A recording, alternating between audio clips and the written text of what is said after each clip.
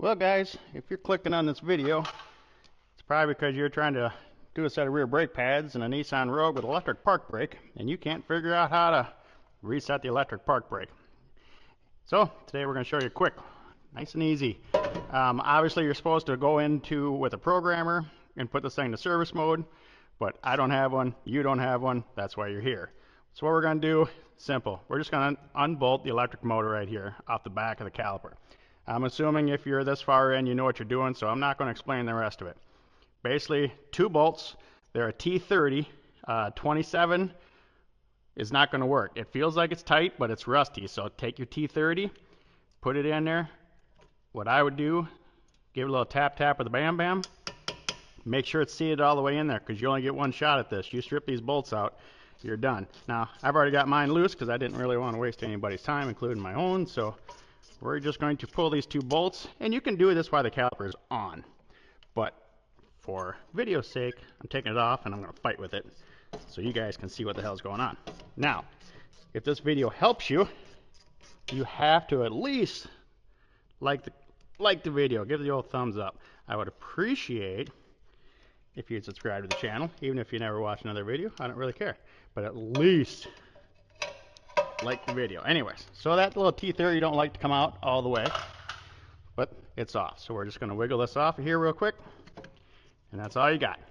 Oh, the bolt just fell out. It's just a little electric drive motor, nothing special. Obviously, we're going to do our best not to get anything dirty.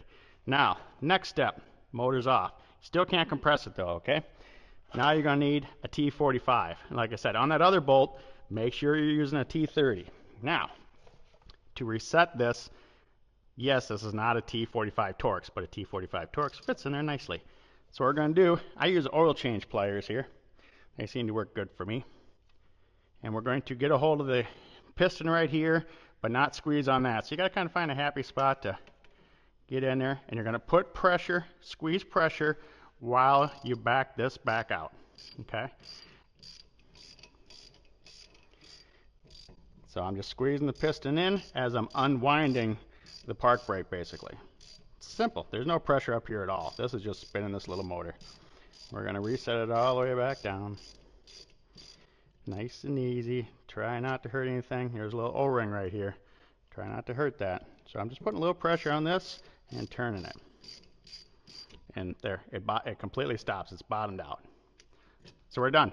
Go ahead and put your brake pads back in, and then we'll continue on to the next step.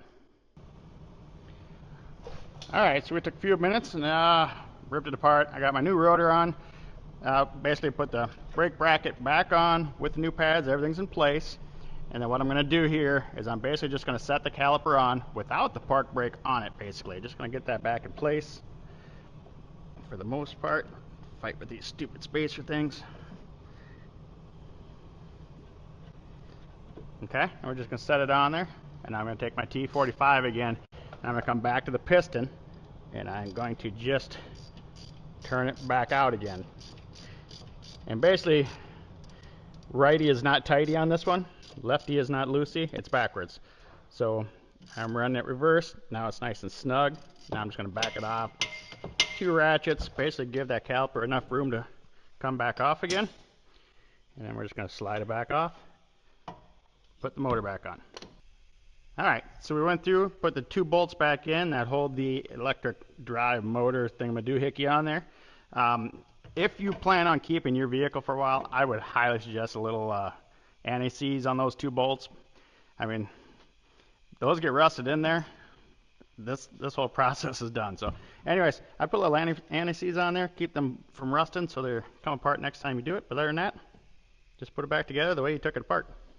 And then I would obviously pump the brakes, run the electric brake, make sure everything works good before you go and drive it. So anyways, again, if this helped you, you have to at least like the video, please, and subscribe if you want to. Okay?